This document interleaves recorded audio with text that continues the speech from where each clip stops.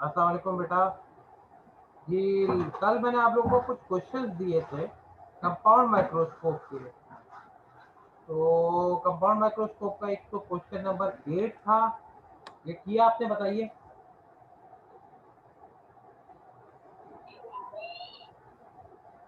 Question किया है? ये नहीं सर किया? कल की क्लास नहीं ली थी मैंने। तो आपने रिकॉर्डिंग नहीं देखी क्या? नहीं सर, वो अभी लोड नहीं हो रही। नहीं हो रही है? ओपन नहीं हो रही? लोड नहीं। हाँ। मैंने तो मेरे पास ओपन की तो कोई उस तरह का कोई कमेंट ही नहीं आया था कोई ग्रुप पे। नहीं, मैंने आपको पर्सनल में मैसेज किया था। अच्छा, बाकी लोग आप लोगों ने किए? जी बच्चों, ये कंपाउंड माइक्रोस्कोप का न्यूमेरिक कल किया है तो काइंडली जरा मुझे रिप्लाई तो कर दें आप लोग। हाँ जी बच्चों। जी खतीजा, मुफ्ता, कृष्णा, युसरा।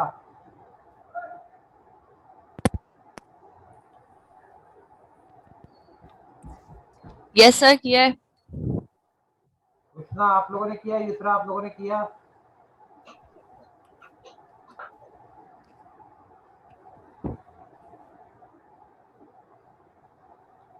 एट के अलावा दूसरा कौन सा क्वेश्चन था?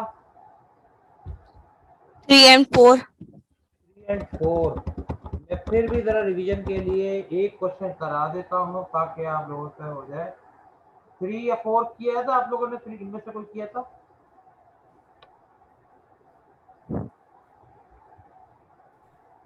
इनमें से कोई क्वेश्चन किया? यस सर, किया है।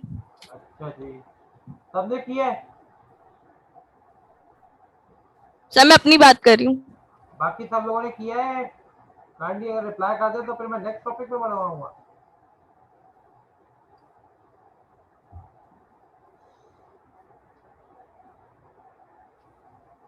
हेलो, बाकी लोग रिप्लाई तो कर दे kindly.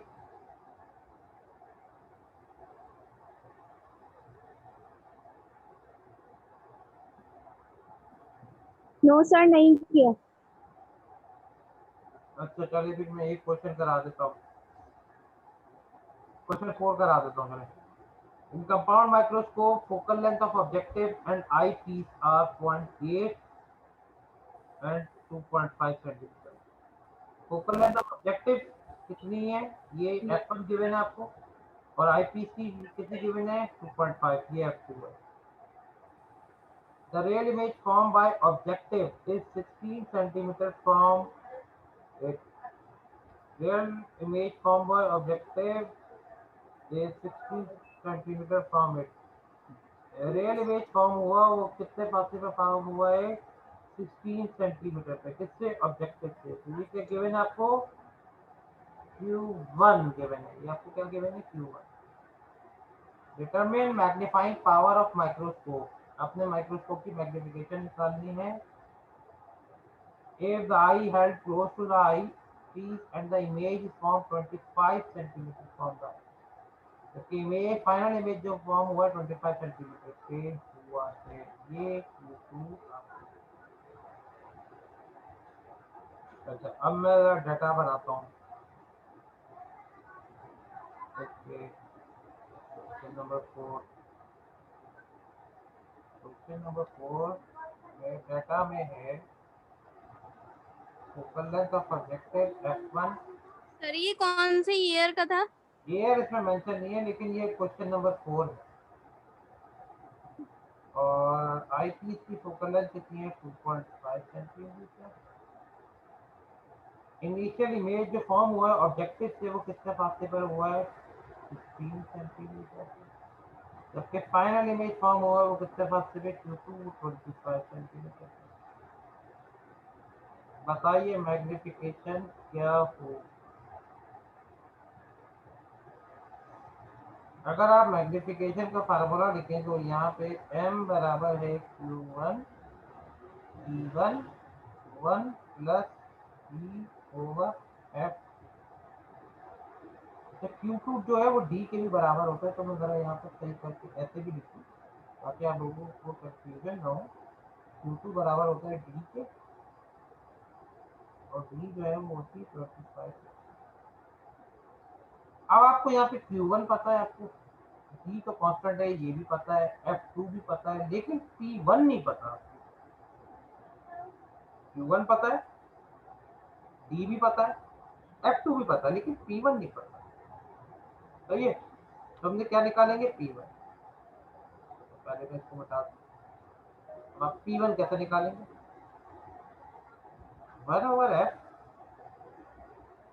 1/p plus 1/q for objective. Objective के लिए ये क्या हो जाएगी? 1/f1 1/p1 1/q1।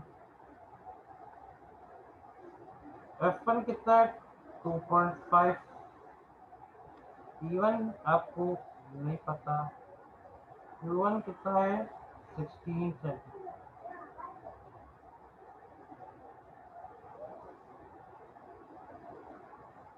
चलिए बेटा,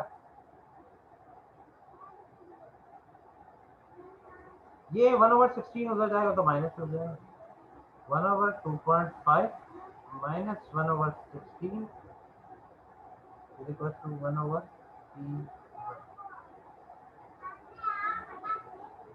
अच्छा, इन दोनों का एलसीएम मैं ऐसे ले लूँ, 2.5 और 16 का प्रोडक्ट।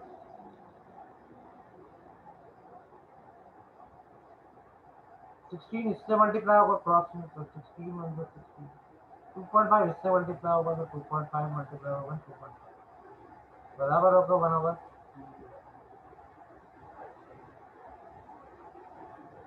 16 माइनस 2.5, 16 माइनस 2 14, और तो 14 में से 0.5 माइनस कर दिया तो ये हो गया 13.5 और 2.5 मल्टीप्लाई बाय 16 बराबर है 1/3।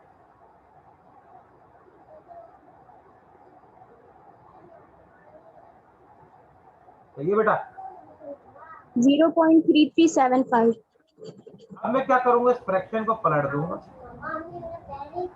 तो मैं फ्रैक्शन पलटूंगा तो P1 पलट गया तो वो भी पलट जाएगा। 2.5 मल्टीप्लाई बाय 16 डिवाइडेड बाय 13.5। अब मुझे बताइए P1 कितना?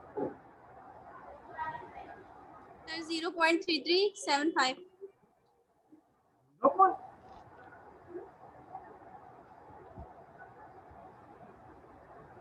P1 का पूरा फाइनल आंसर क्या आ रहा है? 0.3375। 0.3375 कहाँ से होगा? 2.5 मल्टीप्लाई बाय 16 2. 962। हाँ ये सही है आंसर। 1 से छोटा थोड़ी होगा।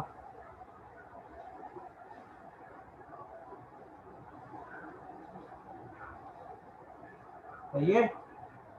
पहले आपने 2.5 को 16 से मल्टीप्लाई किया, फिर जो आंसर आया इसको 13.5 से डिवाइड किया। अब आप सीधा फार्मूला लगा देंगे, m बराबर है Q1 P1 1 प्लस D/F2।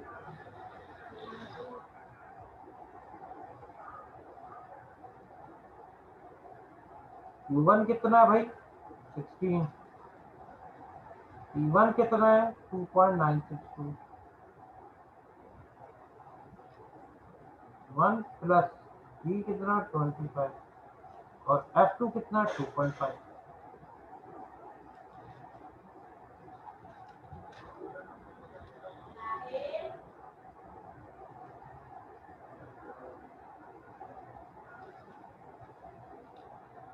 ये तो सीधा सीधा कैंसिल होगा 2.5 और ये 10 हो जाएगा।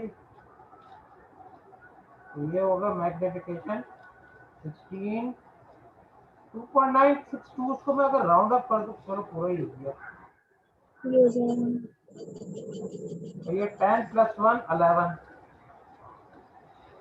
फाइनली कितना आंसर आ रहा है?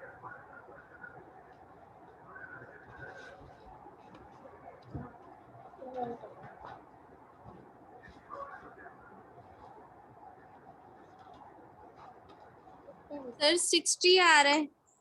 कितना आ रहा है? m is equal to 60।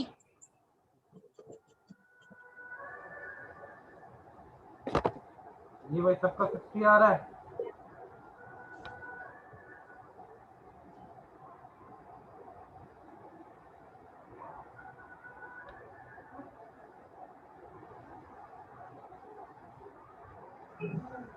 आ रहा है। जी यस सर।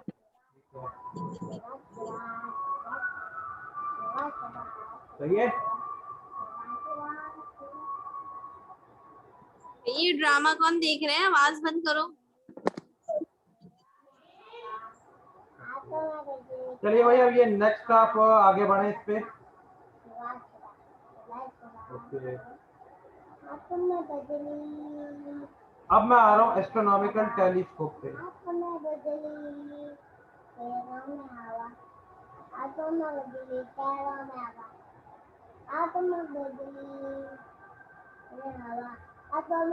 Astronomical telescope.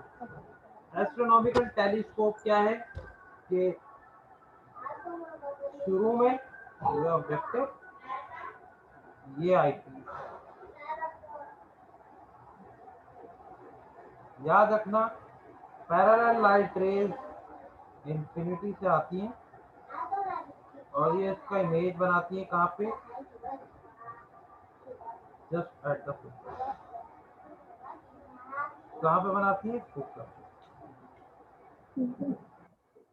फिर यहाँ से लाइट रेज जाती है आईपीस पे और फाइनल इमेज भी इंफिनिटी पे बनता है।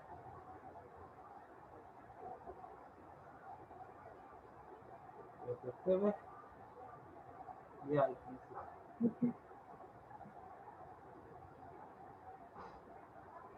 ये इसकी फोकल लेंथ f1 होती है और इसकी फोकल लेंथ f2। इसकी मैग्निफिकेशन का फार्मूला क्या होता है? m equal to f1 over f2। ये f1 क्या है? फोकल लेंथ है इसकी ऑब्जेक्टिव की और f2 क्या है? फोकल लेंथ है किसकी? आईपीस। जबकि लेंथ ऑफ ट्यूब कितनी है? लेंथ ऑफ ट्यूब ये डिफरेंस क्या पता है? ये होता है f1 प्लस f2।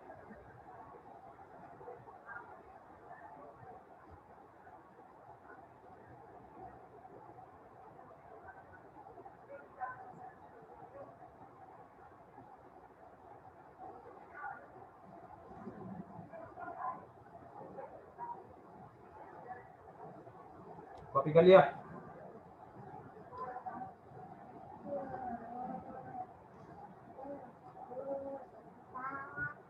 कॉपी कर लिया? यस सर कर लिया। ओके अब आप आए क्वेश्चन पे।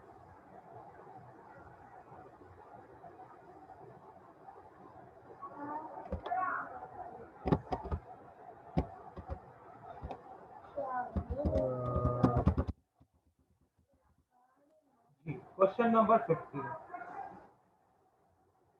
What is the magnification of astronomical telescope? Magnification की वैल्यू क्या होगी? Focus to infinity when power of objective and eyepiece.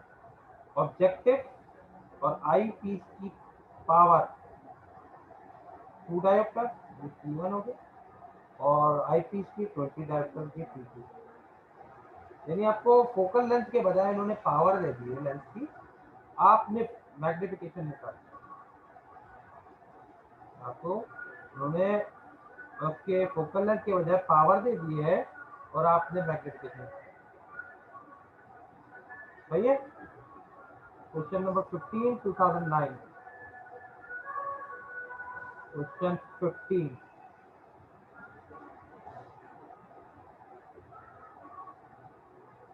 Ji data में क्या गिवन है? Power of objective P1 2 dioptre, power of eyepiece 20 dioptre. आपने क्या निकालना है, मैग्निफिकेशन भी निकालनी है और एक काम और करिएगा, लेंथ ऑफ ट्यूब भी साथ साथ निकालिए।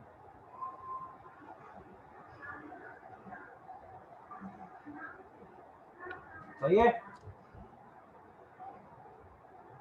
जी बच्चों। पावर ऑफ लेंस का क्या फार्मूला है?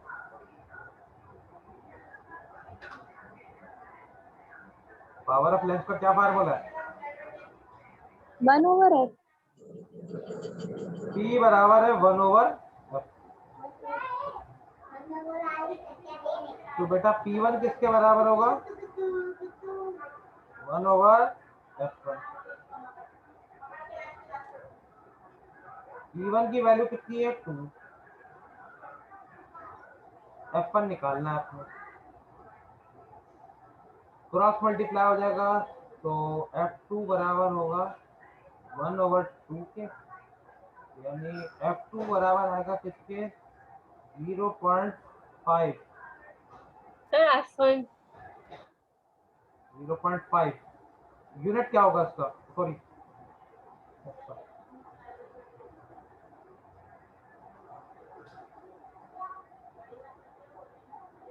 यूनिट क्या होगा इसका? मीटर। मीटर। यस।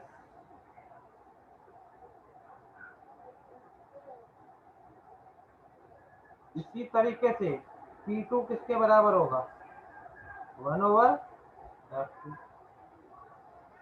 P2 की वैल्यू कितनी है? 20। 1/f2।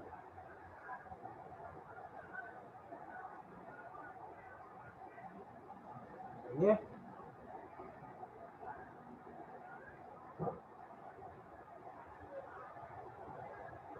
तो ये किसके बराबर होगा?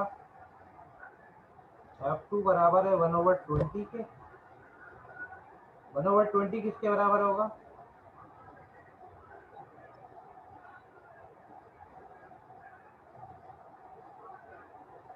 0.05।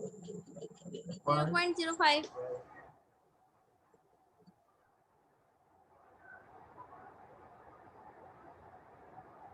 तो ये बेटा, इसके बाद मैग्निफिकेशन निकालेंगे आप, F1 अपॉन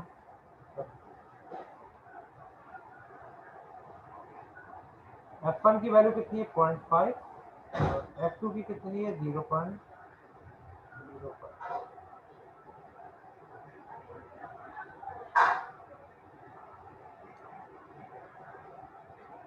सर 10 आ रहा है।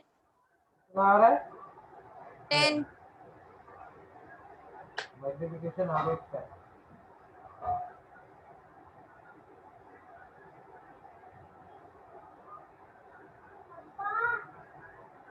इसके बाद लेंथ ऑफ ट्यूब निकालेंगे आप, L equal to F1 plus F1 कितना है? 0.5।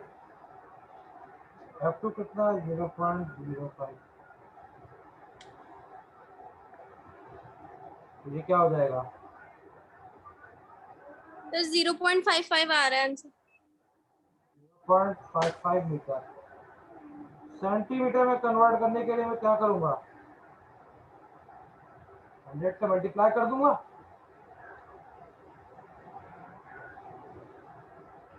तो ये फाइनली क्या निकलेगा? Length of tube 55।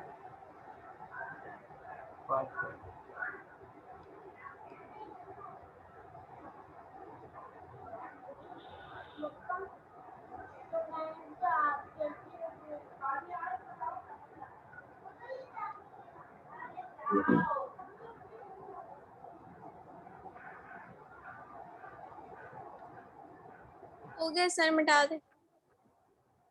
कॉपी कर लिए सबने? बस कर दूं? यस सर, अब कर दो। ओके भाई, नेक्स्ट क्वेश्चन पे आए। अब इसके बाद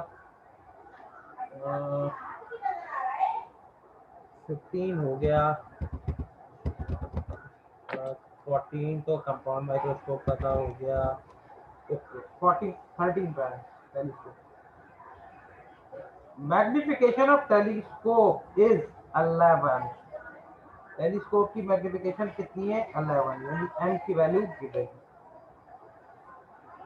and its length is 120 centimetre. इसकी लेंथ कितनी है 120, ये कैपिटल है। Determine focal length of objective, क्या निकालना है f1 निकालना है and I piece,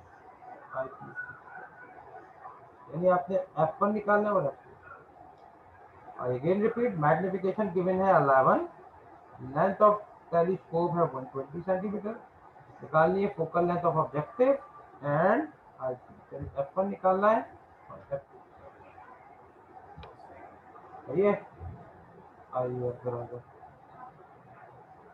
question number 13,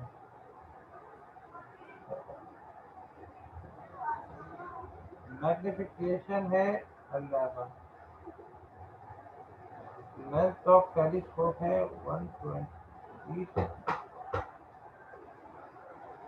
focal length of objective f1, focal length of eyepiece.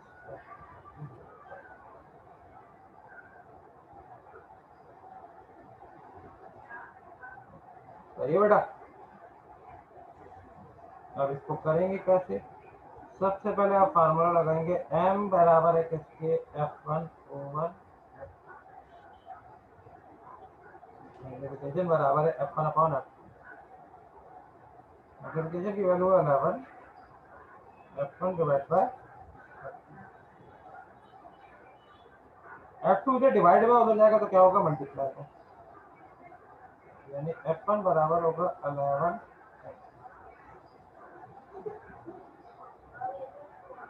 f2 से डिवाइड भी था उधर जाएगा मल्टीप्लाई हो जाएगा तो क्या हो जाएगा 11।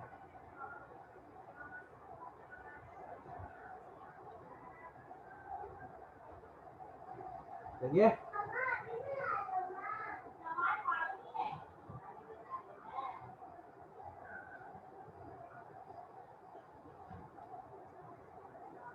इसके बाद क्या करेंगे, लेंथ ऑफ ट्यूब बराबर है होता है किसके f1 प्लस f2।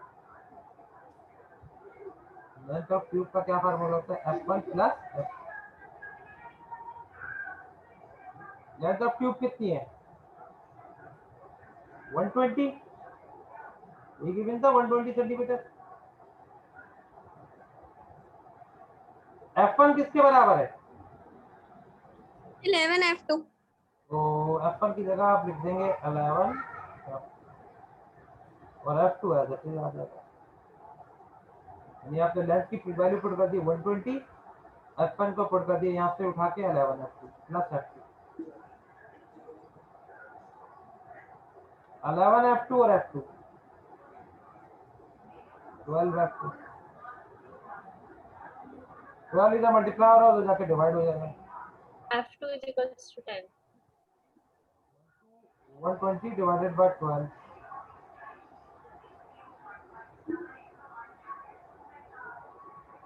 ये कितना हो जाएगा 10 सेंटीमीटर।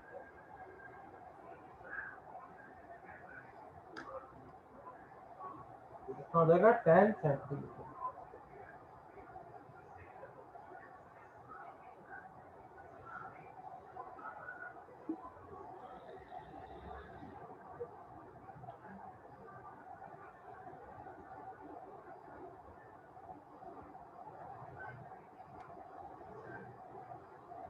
रब कर दे सर।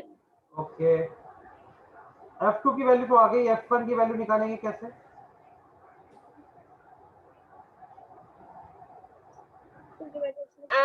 मैग्निफिकेशन के फॉर्मूले में सब्स्टिट्यूट कर देंगे। f1 बराबर है 11 f2 के, मैं f2 की वैल्यू प्लेस कर दूंगा इधर, तो f2 की वैल्यू कुछ नहीं आ जाएगी 11 मल्टीप्लाई बाय 10, तो ये 10।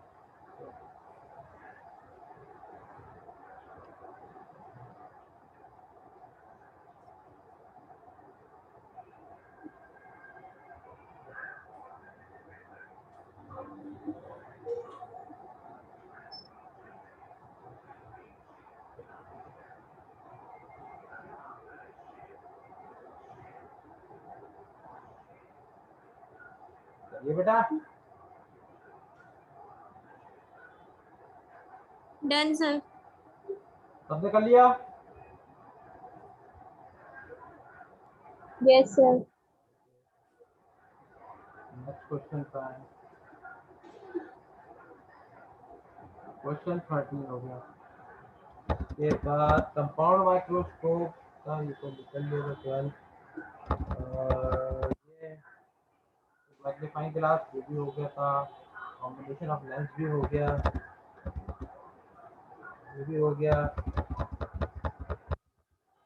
ये तो हो गया। हाँ, question number 7, a telescope has objective and eyepiece, length of power 2, objective की पावर ये हुई P1 2 डायोप्टर और आई पीस की 20 dioptre. Telescope has objective and eyepiece length of power 2 diopter P1 20 diopter what is magnifying power m की value क्या होगी and length of telescope क्या बताइए।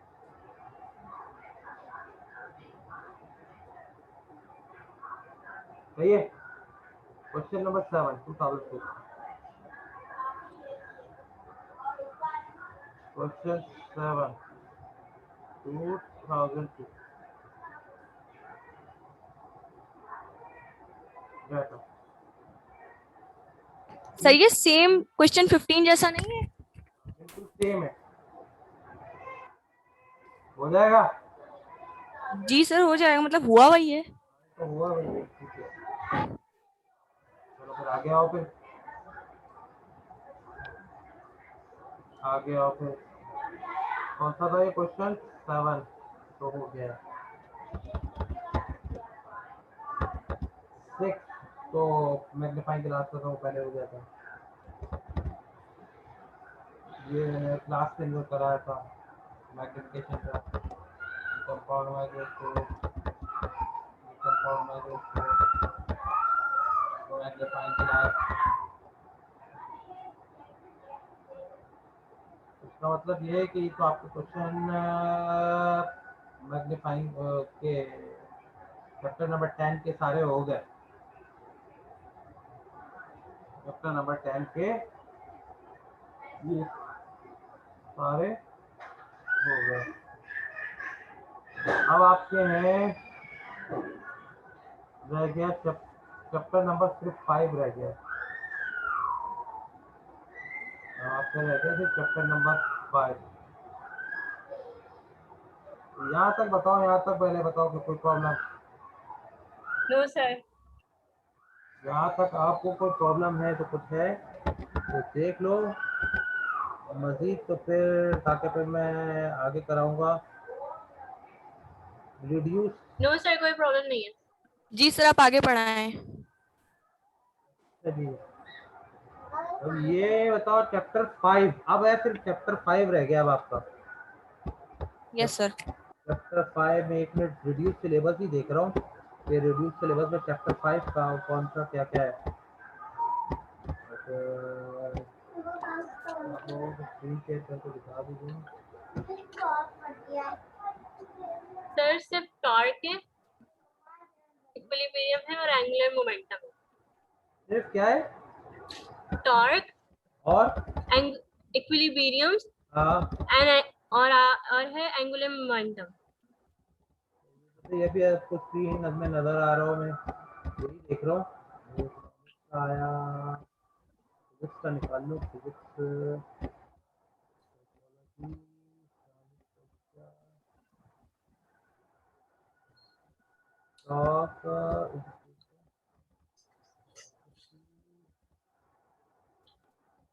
पक्की बात है, torque angular momentum and equilibrium बस। यस सर पक्की बात है। चलो ठीक है फिर मैं करा दीजिए। चैप्टर 5, चैप्टर 5 जिसका नाम है टॉर्क एंगुलर मोमेंटम एंड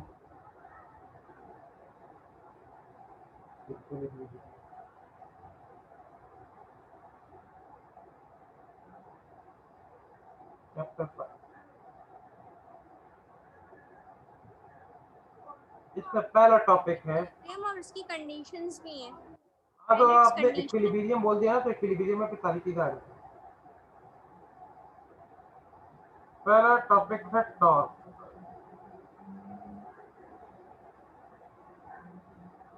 ये धागे से एक बॉल, एक बॉब जो है जुड़ा हुआ है।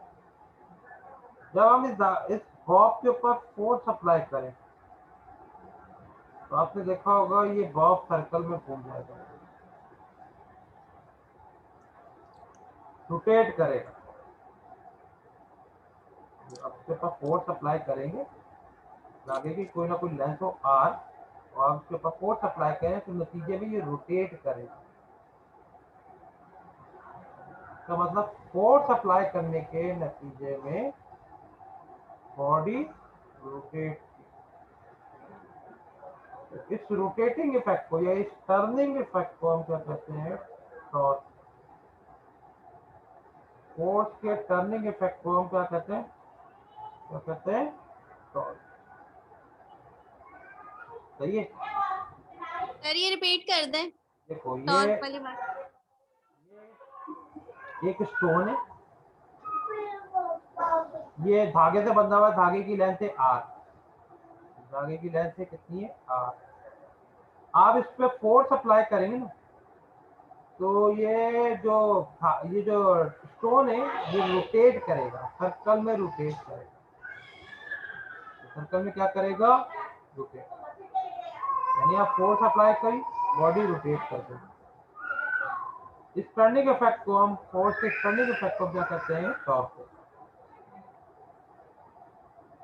ठीक है, फोर्स के टर्निंग इफेक्ट को क्या Yes, कहते हैं? टॉर्क। ये डायग्राम आप बना लीजिएगा, डेफिनेशन में बना लीजिएगा।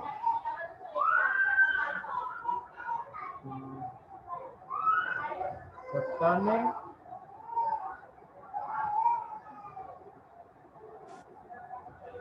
effect of force is called torque. The turning effect of force is called torque.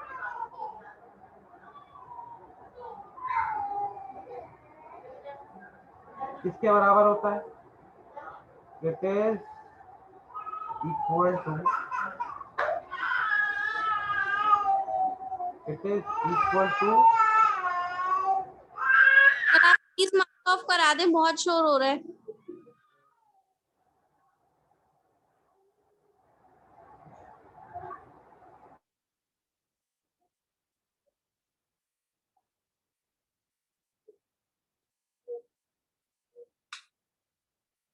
बच्चा रो रहा होता है।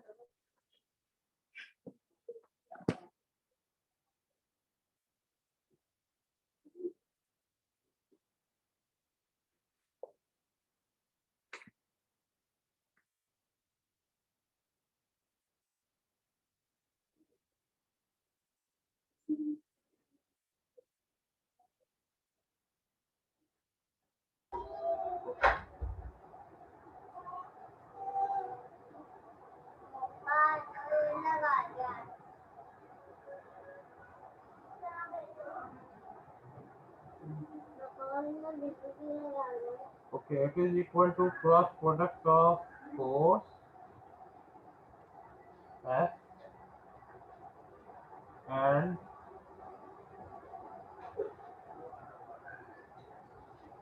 moment.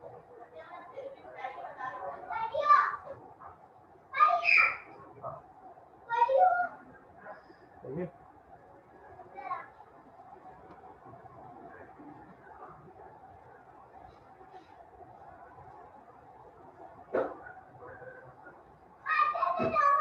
सही है। मैथमेटिकली इसको ऐसे लिखें,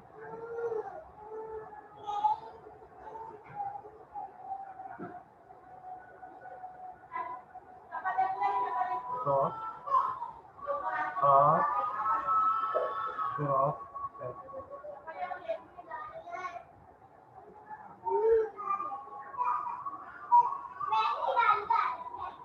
ये होगी इक्वेशन 1, ये इसका पहला पार्ट है। आप लोगों की तैयारी कैसी है? बाय द वे, तैयारी कैसी है? और एमसीक्यूज पूरे क्यों थ्योरी तैयार है? नहीं सर, मतलब डेफिनेशंस या मतलब जो याद करने की चीजें ना बस वो रहती है, बाकी डेरिवेशंस, न्यूमेरिकल्स और एमसीक्यूज है पूरे। फिर आपको ये तो पता होगा कि ए क्रॉस बी किसके बराबर होता है, और ये सबको पता होगा ए क्रॉस बी किसके बराबर है, ये तो शुरू का चक्कर है। A B sine theta U. A B sine theta, U क्या होता है? Direction, unit vector. Unit vector direction. Equation 1 पे फिर क्या फर्क पड़ेगा? इक्वेशन 1 पे क्या फर्क पड़ेगा? R F sine theta. हाँ, नाउ इक्वेशन 1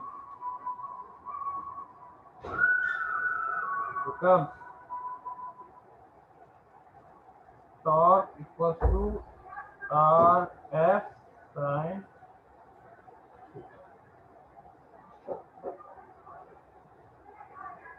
ठीक है।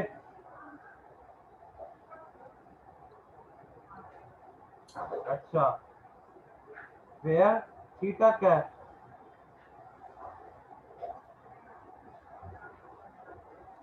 Theta is angle between R and F, ये angle between R and F।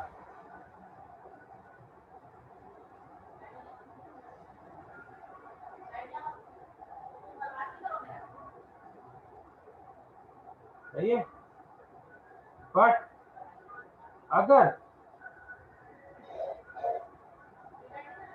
R इस फॉर्म में हो, एक्स आई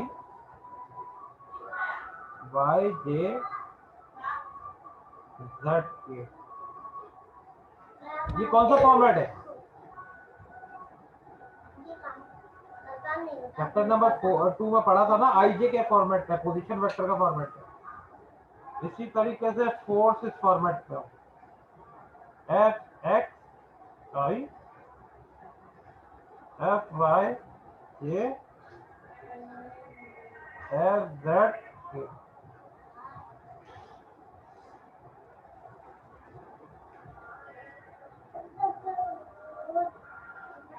फिर बेटा टॉर्क को कैसे लिखेंगे?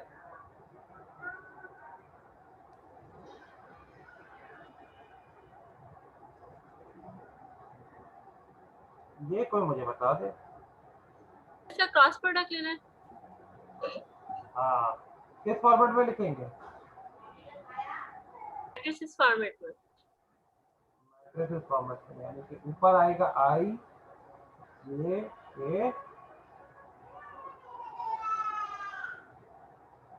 नीचे क्या आएगा एक्स वाई जेड, उसके नीचे क्या आएगा F X F Y F Z. फिर आप टॉप को ऐसे निकालेंगे मैट्रिसेस फॉर्मेट।